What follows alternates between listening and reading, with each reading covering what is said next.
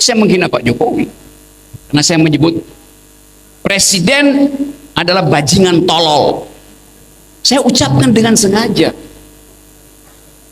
Itu pentingnya memperhatikan narasi supaya kita dituntun untuk memungkinkan orang lain membantah kita. Akal sehat itu adalah bantah membantah argumen. Pikiran hanya disebut pikiran bila ada pikiran yang melawanmu, itu maksudnya.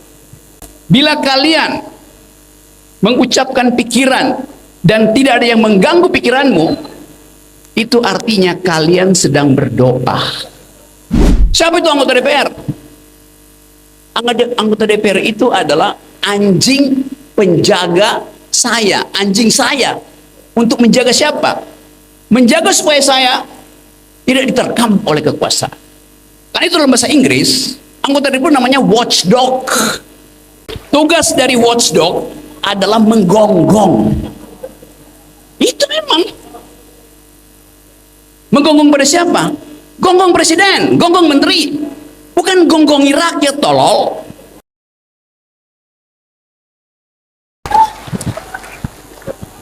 Saya pastikan tidak akan ada delik dalam kalimat itu. Karena ini forum universitas. Apa aja boleh diucapkan, tapi dengan basis tadi argumentasi. Anda mau hina pejabat, silakan hina pejabat. Kasih argumen, bukan karena ada basisnya sentimen. Itu ciri pertama. Apalagi ciri itu melekat setiap hari ketika Anda masuk kelas, Anda sudah menghidupkan dialektika. Kalau Anda masuk kelas, niat Anda adalah bertengkar dengan dosen. Baru timbul didaktika, baru timbul dialektika.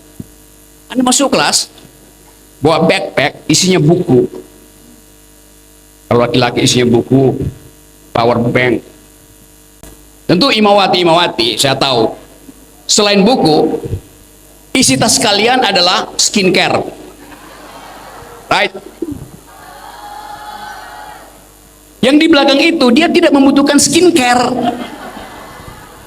Yang dia butuhkan adalah brain care. Alat untuk membenahi akal.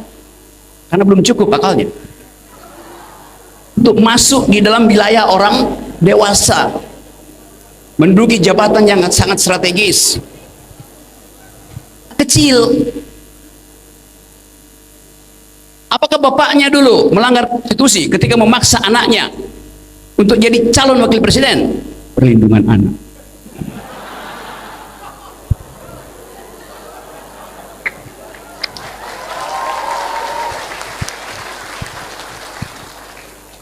Saya aman bicara di kampus karena saya akan kasih referensi ahli hukum tata negara. Tuh, Pak Sumbuwa, di dalam percakapan akademis jangan ragu mengucapkan argumen. Semua yang saya dalilkan adalah argumen. Tidak pernah saya menghina Pak Jokowi karena saya menyebut presiden adalah bajingan tolol. Saya ucapkan dengan sengaja. Itu pentingnya memperhatikan narasi supaya kita dituntun untuk memungkinkan orang lain membantah kita.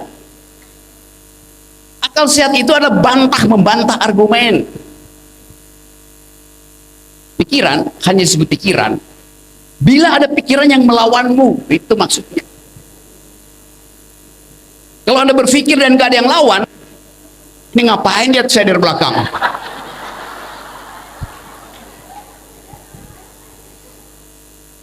Bila kalian mengucapkan pikiran dan tidak ada yang mengganggu pikiranmu, itu artinya kalian sedang berdoa. Doa tidak boleh diganggu, pikiran harus diganggu. Halnya begitu. Siapa yang mengajarkan itu? Brother Ahmad Dahlan. Bro Ahmad Dahlan. Kiai Ahmad Dahlan. Dari 100 berapa tahun yang lalu? 113 tahun yang lalu, Pak Ahmad Dahlan mengajarkan pertengkaran pikiran. Karena itu dia bikin sekolah Muhammadiyah. Anda bayangkan 103 tahun yang lalu. Seandainya Kiai Ahmad Dahlan memilih jadi caleg, nggak ada Muhammadiyah hari ini.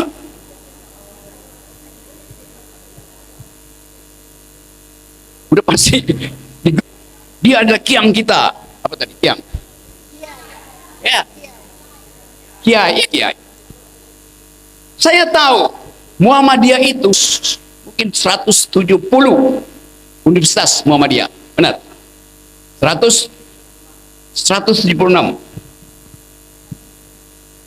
Saya sebut 170 ya tadi, berarti saya belum kunjungi yang 6. 170 universitas Muhammadiyah, kurang lebih di situ mungkin ada 5.000 dosen bermutu Universitas Muhammadiyah. Jumlah masuk umat Universitas Muhammadiyah se-Indonesia berapa? 180 itu. Udah 500.000 orang. Anda bayangkan dalam satu hari seluruh dosen Universitas Muhammadiyah mogok ngajar, maka IQ nasional turun 20%. Itu konsekuensinya kenapa akal sehat itu harus diasuh oleh Muhammadiyah. Infrastrukturnya ada, uangnya banyak.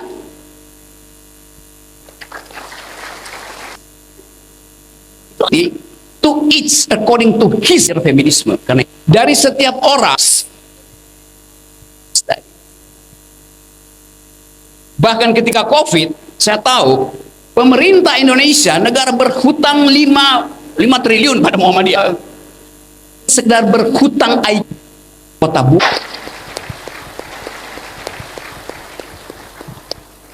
Sesuatu yang faktual yang terjadi dalam sejarah. Karena itu kita bicara tentang kebangsaan bukan dalam upaya untuk memaksa orang bersatu, salah itu. Negeri ini didirikan dari suku-suku bangsa, nggak ada yang namanya bangsa Indonesia. Yang ada suku-suku bangsa yang kemudian menyadari bahwa kita harus mengumpulkan energi untuk menghentikan imperialisme dan kolonialisme. Maka terjadilah kebangsaan. Jadi dari awal negeri ini disusun secara majemuk. Awal negerinya kesultanan, Sultan Ternate, Sultan Lampung, Sultan macam-macam. Lalu membentuk bangsa. Jadi negeri ini membentuk bangsa. Kita bentuk bangsa itu. Dasar dari pembentukan itu apa? Kemajemukan.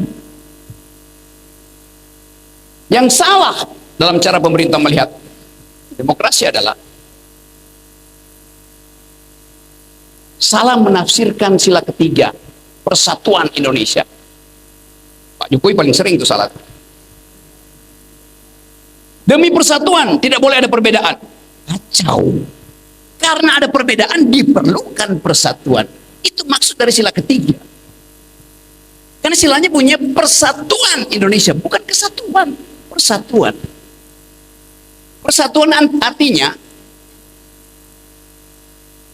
kelegaan untuk meninggalkan yang partikular untuk masuk pada yang universal. Jadi sekali lagi, teman-teman Muhammadiyah, rawatlah kebangsaan ini di dalam ide perbedaan, itu maksudnya. Dan kesalahan paradigma ini juga dipelihara di DPR. Timbul keangkuhan DPR. Kami mewakili rakyat, karena itu kami berdaulat. Itu tolol. Tidak pernah kedaulatan rakyat diberikan pada seseorang untuk diwakili. Yang Anda berikan pada anggota DPR bukan kedaulatanmu, tetapi kepentingan politikmu 5 tahunan itu. Kalau saya beri kedaulatan saya, maka saya tidak berdaulat lagi. Kedaulatan itu otentik, absolut, tidak boleh diwakili. Pahami itu.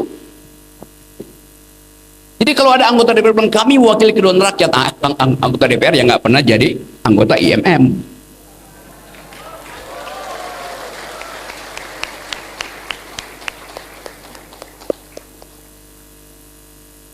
Kita mulai selalu dengan prinsip-prinsip dasar.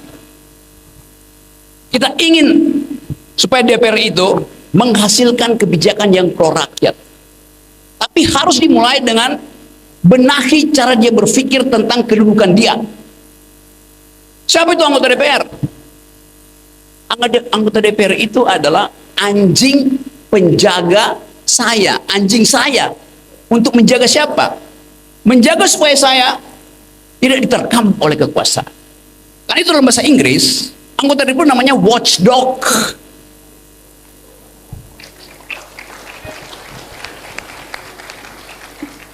Tugas dari watchdog adalah menggonggong.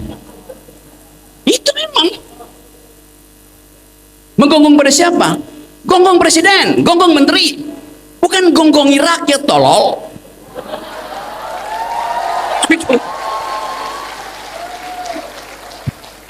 This is a very simple logic. Jadi kenapa semua itu terjadi? Karena partai politik tidak punya kurikulum untuk pendidikan kebangsaan, pendidikan demokrasi. Butak huruf. Nah, itu pentingnya Muhammadiyah mensponsori, paksa supaya anggota DPR itu ikut sekolah kebangsaan. Supaya mereka tidak jadi bangsat.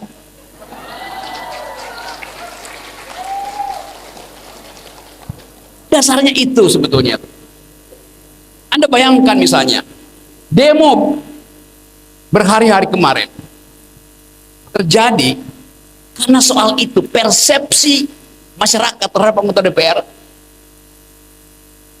kemewahan mereka berbanding langsung dengan kepapaan emak-emak. Ada kesulitan ekonomi. Siapa yang paling menderita ketika terjadi deprivasi sosial? Ya kaum perempuan. Itu emak-emak yang setiap hari dia buka dompetnya tinggal 20.000, padahal anaknya masih 2 orang di PAUD, mesti ada jajan 10.000. Dia pergi ke ATM bolak-balik, saldonya tinggal 50.000. Sementara suaminya di PHK. Begitu dia di PHK, suaminya karena tanggung jawab segera ingin cari kerja. Apa pekerjaan paling gampang? Jadi ojol. Anda di PHK hari ini, Anda punya motor, Anda hidup lagi besok. Itu yang menerangkan kenapa ojol akhirnya jadi komponen utama demonstrasi kemarin. Ojol ini adalah kelas menengah yang kemudian turun kelas karena kesulitan ekonomi. Marah. Secara sosiologi pasti marah. Banyak sarjana UI yang juga ojol karena dipecat dari korporasi. Korporasi nggak bisa bayar lagi itu. Kenapa? Korporasi mesti bayar pajak pada pemerintah, sementara ekonomi tidak tumbuh. Jadi kita membaca demonstrasi kemarin semacam frustrasi yang akhirnya terkanalisasi. Konyolnya, ada kawan kita ojol yang tewas. Akibatnya, kemarahan publik pindah dari DPR pergi ke pos-pos polisi itu. Nggak fair juga. Dan kita tahu Jakarta tidak mempersiapkan. Kapolda pasti tidak menduga akan ada kejadian yang tak terduga itu. Saya tahu, Jakarta kekurangan BRIMOB waktu itu. Bayangkan kalau keadaan itu berlanjut, yang terjadi adalah penjarahan yang akan menimbulkan ketakutan rasis.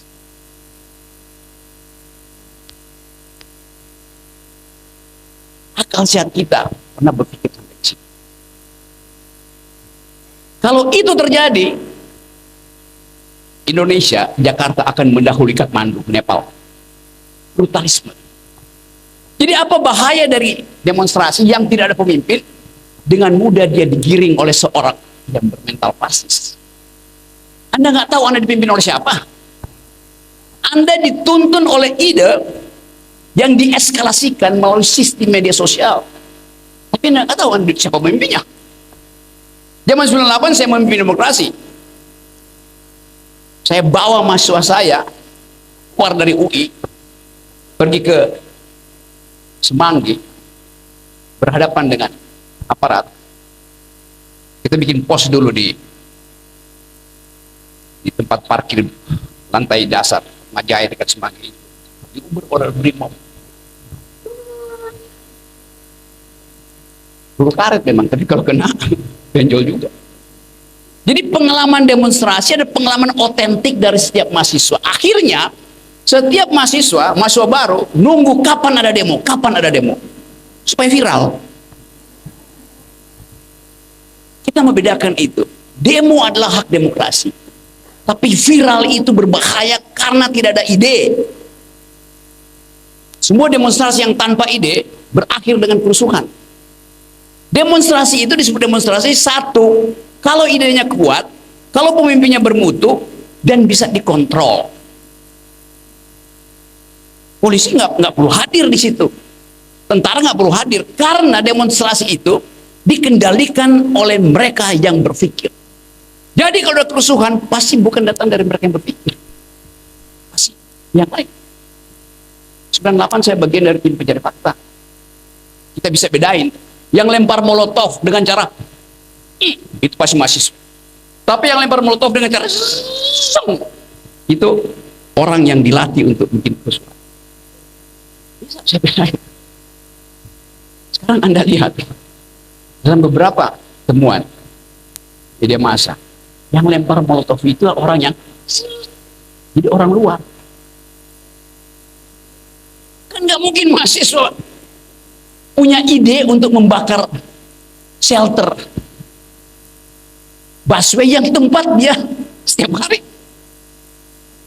nunggu bis di situ. Jadi kita mau pisahkan sejak sekarang. Demonstran itu berakal, provokator itu dungu. Harus dibedakan. Karena keadaan ini adalah keadaan anomi, keadaan tanpa nama, keadaan tanpa hukum. Ketika semua orang ingin mengambil kesempatan dari keadaan kepapaan kita secara ekonomi. Kita coba dari kota bumi ini untuk menghasilkan peradaban yang kita sebut the very ideas of environmental justice. Kota bumi memakai kata bumi digabungkan dengan kata kota. Setiap kota ada di atas bumi. Jadi kota bumi itu redundant, kota bumi. Apakah kota bumi ibu kota dari bumi? Boleh, tapi kita dalilkan dari awal. Bumi di dalam bahasa Latin namanya Gaia, G-A-I-A. Gaia artinya perempuan. Jadi kota bumi adalah kota yang akan menghasilkan keadilan berbasis pada etika keperempuanan, namanya ethics of care, etika kepedulian.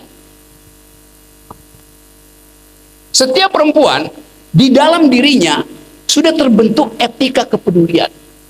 Tetapi negara selalu menganggap bahwa perempuan itu tidak bisa menumbuhkan ekonomi 8%. Padahal kalau saya kasih data statistik, seluruh hasil pertanian dunia 88% dihasilkan oleh tangan perempuan. Yang kita makan, yang kita kudap di warung-warung, di kafe-kafe, dihasilkan oleh tangan perempuan. 80% produk kuliner dunia dihasilkan oleh tangan perempuan. Tetapi hak properti perempuan hanya 14%. Ketimpangan terjadi. Sebaliknya begitu terjadi krisis ekonomi, perempuan menghadapi kesulitan pertama karena dia yang mengetahui apa isi kulkasnya yang udah habis, bagaimana naiknya harga-harga kebutuhan pokok.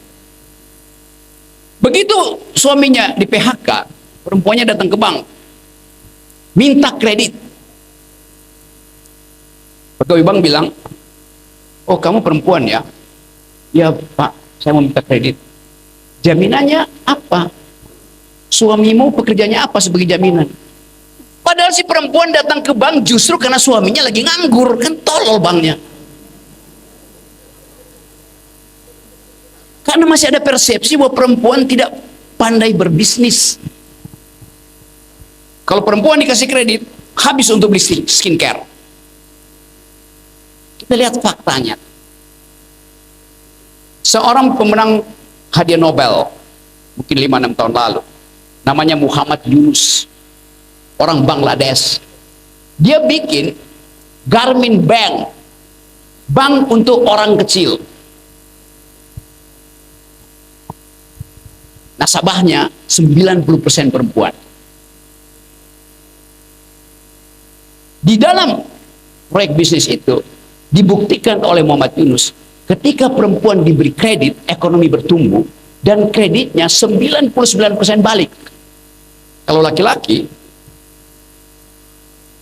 40% aja yang balik, 60% balik ke cem-cemannya, balik ke selingkuhannya, balik ke rumah bordil, balik ke meja judi. Jadi secara akademis sudah dibuktikan bahwa ekonomi bisa ditumbuhkan melalui kepekaan kemampuan bisnis perempuan di model-model kecil UMKM. Itu yang menyebabkan Muhammad Yunus dapat Nobel Ekonomi justru.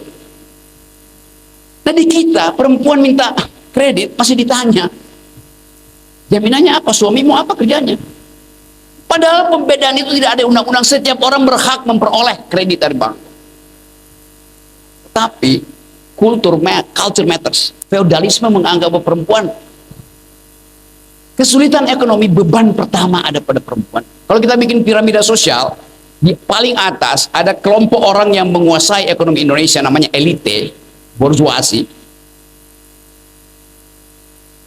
4 keluarga kaya Indonesia penghasilannya setara dengan 120 juta orang miskin. Disparitas tinggi sekali. Itu yang menyebabkan ketegangan sosial kemarin. Sementara kelas menengah yang berupaya naik kelas ke kelas atas justru turun kelas karena ekonomi tidak tumbuh. Jadi kita membaca gejala ini dari Kota Bumi untuk mendalilkan kembali bahwa justice hanya bisa dicapai dengan memperhatikan daya dukung ibu bumi, yaitu daya dukung sumber daya kita. Ekonomi mau tumbuh 8%. Oke, bagus. Kemarin saya ngobrol dengan Menteri Keuangan yang baru, Purbaya. Problemnya ekonomi tumbuh 8%, bagus. Tetapi pertanyaan feminisnya, pertanyaan ekologinya, berapa persen ecological footprint? Ecological footprint artinya kerusakan lingkungan yang akan dihasilkan oleh pemanasan bumi akibat ekonomi tumbuh 8%. Menumbuhkan ekonomi 8% artinya pabrik-pabrik itu akan produksi asap, jalan-jalan akan produksi polusi. Berapa persen ecological footprint yang dihasilkan sebagai impact dari ekonomi yang tumbuh 8%? Itu pertanyaan akademis. Sangat bagus kalau ada mahasiswa yang nulis disertasi di sini untuk menguji apakah pertumbuhan itu semata-mata growth dan mengabaikan equity, itu kesederajatan. Ini soal yang di dalam kampus saya ulas itu secara serius. Jadi kita mau menjadikan kampus sebagai benteng filter kebijakan negara, karena statistik negara kebanyakan bohong. Gini rasio itu mengukur tentang kesenjangan ekonomi. Berapa Gini rasio kita? 37 menuju 40. Tetapi kita coba lihat, kalau Gini rasionya itu 1 artinya ketimpangan besar, kalau 0 artinya tidak ada ketimpangan. Tetapi sebagai, di sini ada jurusan ekonomi belum? Saya dahului supaya semester depan buka kuliah ekonomi. Kalau Gini rasio itu 37, ya artinya tidak terlalu senjang, bagus. Tetapi mereka yang belajar ilmu ekonomi, metodologi, harus tanya, yang ditanyakan oleh statistik apa? Pendapatan atau pengeluaran? Saya kasih contoh ya. Di Kota Bumi ini ada petugas statistik, dia tuh ada seminar, dia datang ke sini. Dia tanya ke saya, Pak Rocky, pengeluaran Pak Rocky per hari itu berapa? Saya bilang 10.000 rupiah. Catat 10.000 rupiah.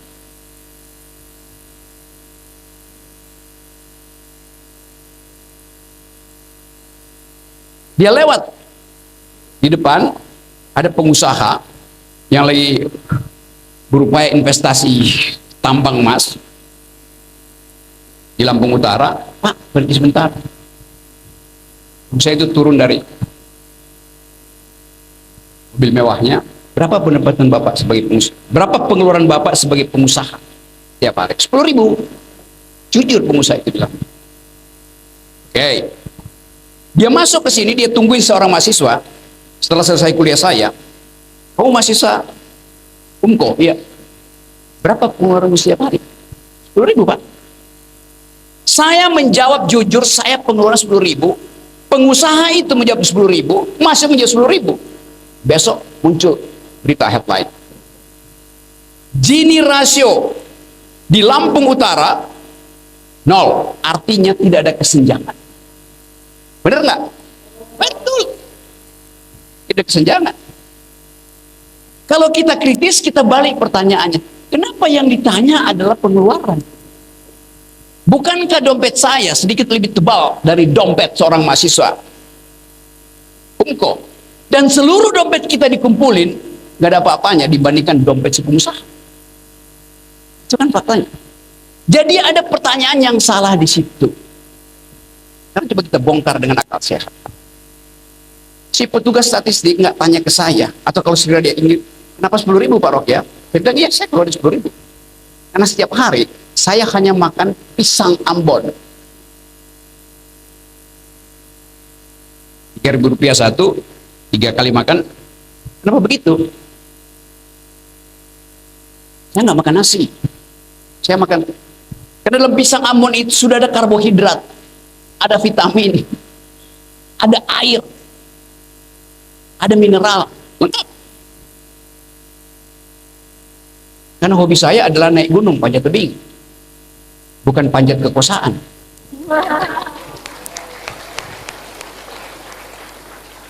Jadi saya jujur mengatakan saya hanya keluar 10.000 Pak. Ditanya pada si pengusaha, kenapa kamu